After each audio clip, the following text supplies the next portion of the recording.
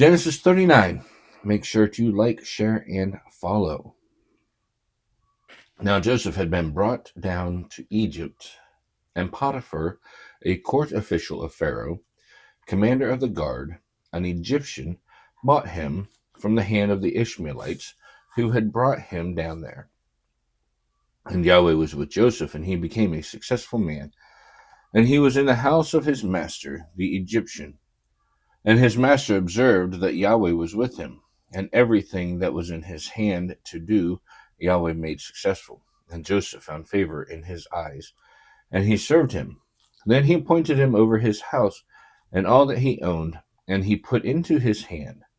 And it happened that from the time he appointed him over his house and over all that he had, Yahweh blessed the house of the Egyptian on account of Joseph.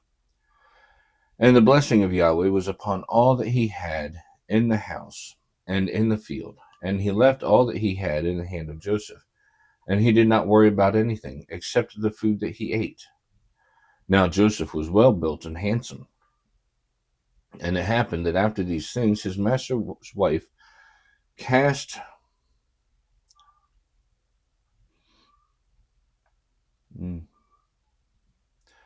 her eyes on Joseph, and she said, "Lie with me."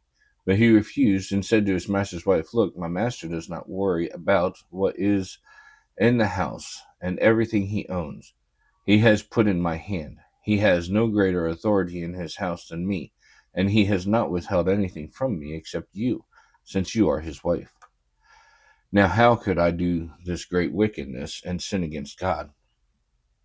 And it happened that as she spoke to Joseph day after day, he did not heed to her to lie beside her or to be with her.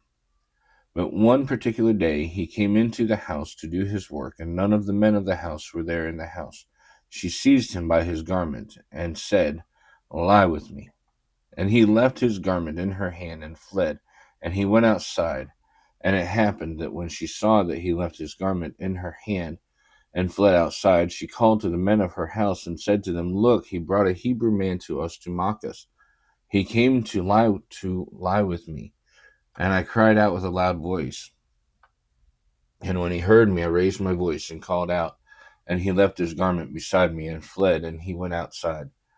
Then she put his garment beside her until his master came to the house. Then she spoke to him according to these words, saying, "The Hebrew slave that you brought to us came to me to make fun of me." And it happened that I raised my voice and called out, and he